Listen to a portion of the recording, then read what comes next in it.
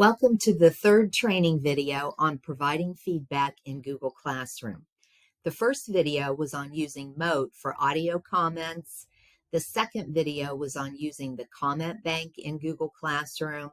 And today's video is on using video feedback in Google Classroom.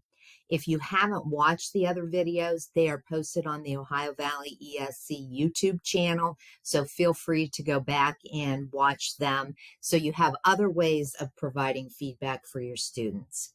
My name is Teresa Schuerman. I'm a tech coach at Ohio Valley ESC, a Google certified trainer since 2011, a retired high school computer teacher, and a certifiable tech geek. You can reach out to me by email or on Twitter, and I would be happy to meet with you, see what your lessons are, and see where we can infuse technology into your planning. Let's learn some tricks on working smarter and not harder. So today we're going to look at different screen recording options. I have demoed for you Awesome Screenshot, Screencastify, and Loom. Now, neither one of these I am any kind of affiliate with or for. They just work, and I know that from personal experience, and they are also free. So if you already have a screen recording software that you like, there are many and many good ones. Feel free to use that to provide your video comments, or you can check these three out and see what best suits your needs. So we're also going to look at then the basics of how to screen record and then how to post it as a video comment. So let's learn together. We'll go ahead and get ready to start the demonstration. The first screen recorder that we're going to look at is going to be Awesome Screenshot. So what you'll want to do is open up your Google Classroom and open up the Chrome Web Store, and we'll take a look at installing those extensions and then using them and then posting your video to Classroom. So like I said, the first one is going to be Awesome Screenshot.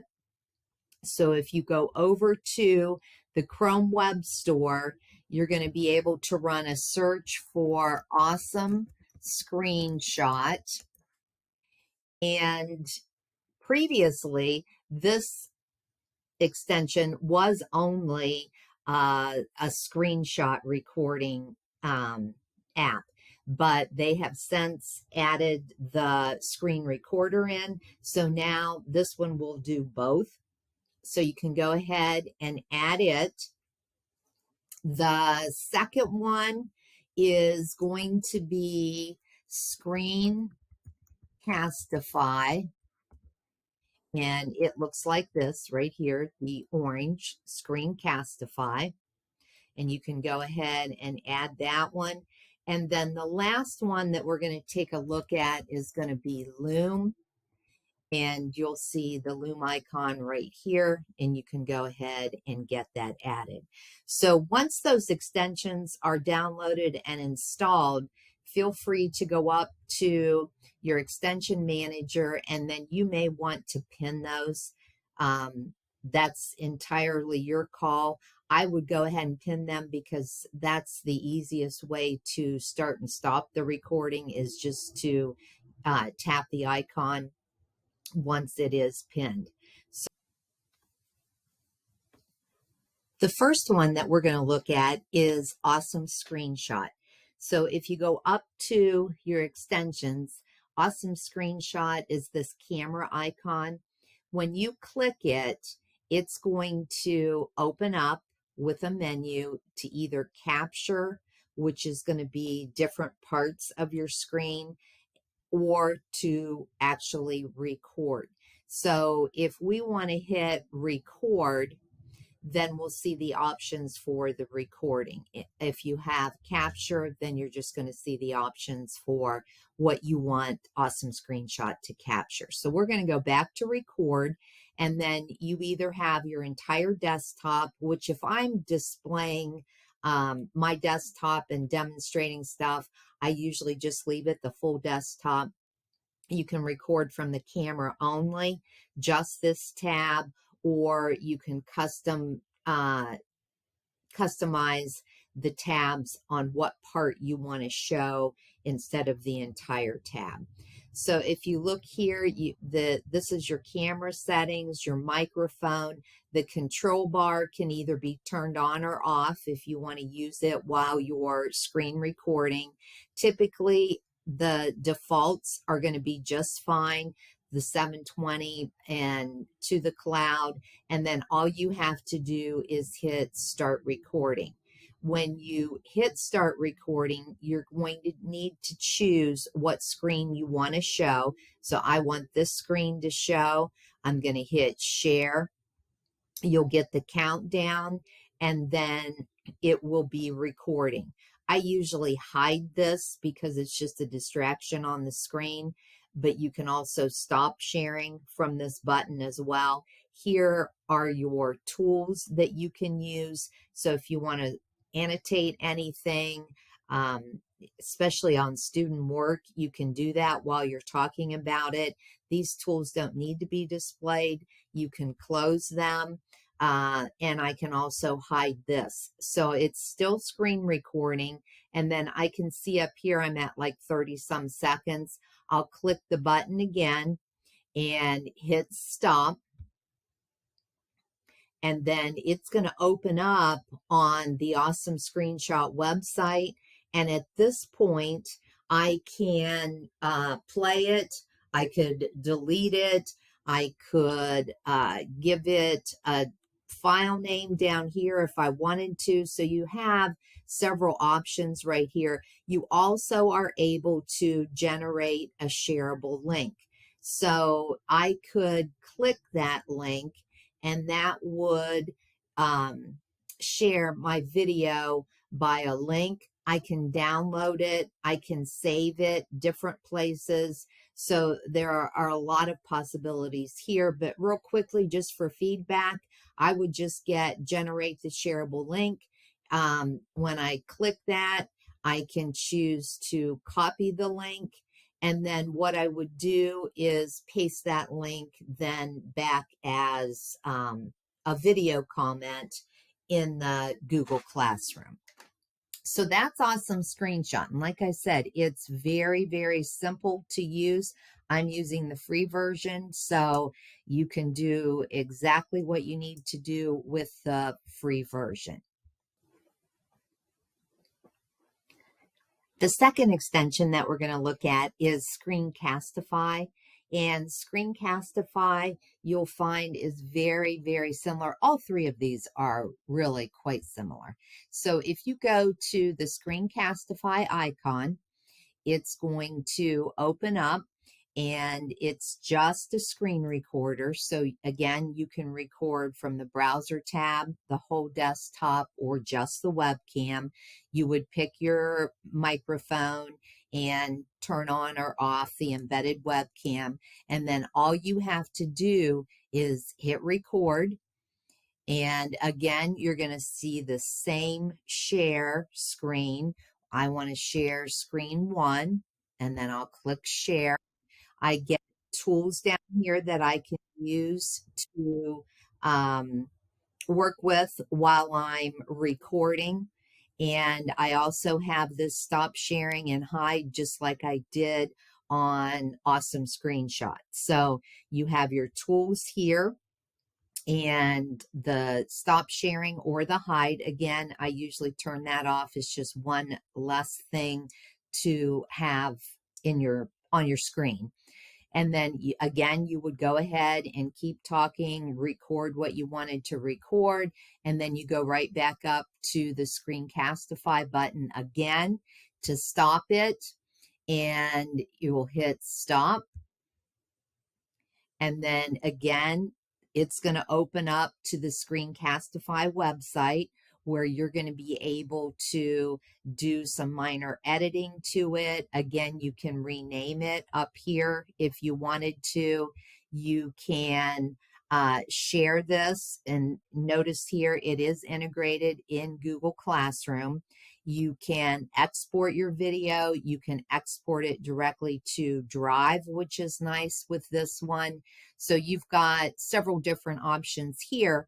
But again, the one that I want you to be familiar with is just going to be this copy share link. So if you click copy share link,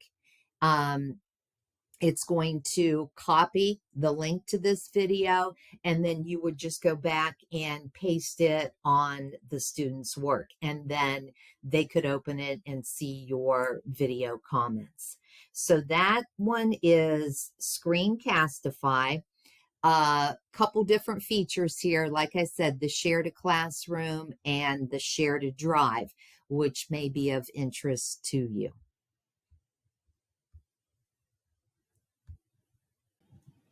Okay, the last screen recorder that we're going to take a look at today is Loom, and you'll see many similarities. So if we go up here and click the Loom icon, you're going to see what your options are as far as how you're going to record screen and camera, screen only, webcam only. So you can make those choices here, and I'll go screen only. Whether or not you want the full desktop or just the current tab that you're on, your microphone settings are here, your advanced options, the control menu you can turn on. I have it shut off. It's not as nice as the Screencastify. You can annotate with it, and this control menu is pretty simple. So then once you have those selected, you'll just hit start recording, and again pick the screen and then hit share. You're going to get the countdown, and again the hide button is here. I'm going to go ahead and hide that, and it works basically the same. The only thing with Loom, you can apply as a teacher for an educational version, and it's free. It is a little bit more of the features that come with the paid version. So all you have to do is go to Loom website and sign up, and then it'll take 2, 3, 4 days for them to verify your account, and then they'll send you an email so you can upgrade your free to an educator version. So once you have recorded, then you just go right back up and hit the Loom icon to stop it. And then it's going to take you to the Loom website, just like the other two did. You are out here on the web, and then again, you could rename it. You could share it, which is where you're going to be able to send to specific people. You can click this button to copy the link, which would be what I would do. And then once that link is copied, you just paste it in the comment bank on Google Classroom. So that's how easy it is to use Loom. And again, they all three work very similar. Pick one that works best for you, and then you're going to be able to provide video comments.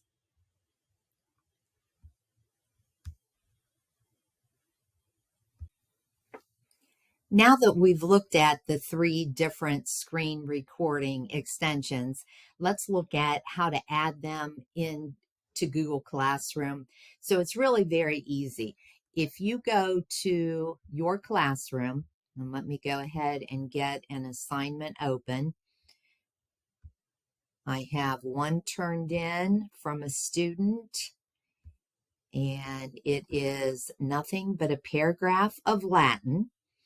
So we can take a look at that. So let's say you've opened up your student work in Classroom, and instead of typing your comments in the comment text box or pulling something from the comment bank, you want to actually record a video for your comments. So what you can do is just go up, and I'm going to start Screencastify. And I'm going to go ahead and just have it record. It's fine if it records the whole desktop. So once I hit record, I'm going to have the student work showing. And then what you can do is just let it record as you're commenting. So maybe this is supposed to be the introductory sentence. I could highlight that and say, you need a stronger introductory sentence. Maybe as I'm reading through, I look at this and I decide that this is an incomplete sentence, and I can highlight it and explain it to them. I can also go down here because I'm recording in Screencastify, and I have these tools if I want to mark it up.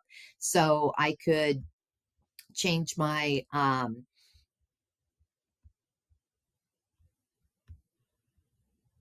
pen, and I could circle things if I wanted to. Obviously, I'm not very good with the touchpad on my laptop, but you get the idea. So you would go through and just talk about their work. They can hear you if you have the embedded webcam on. They can also see you, which is a lot more personalized than just typing in a text comment. Then you would go right back up here and hit the Screencastify button again, stop the recording, and then it's going to open up to the Screencastify website. I wouldn't typically change these comments or give them a different title.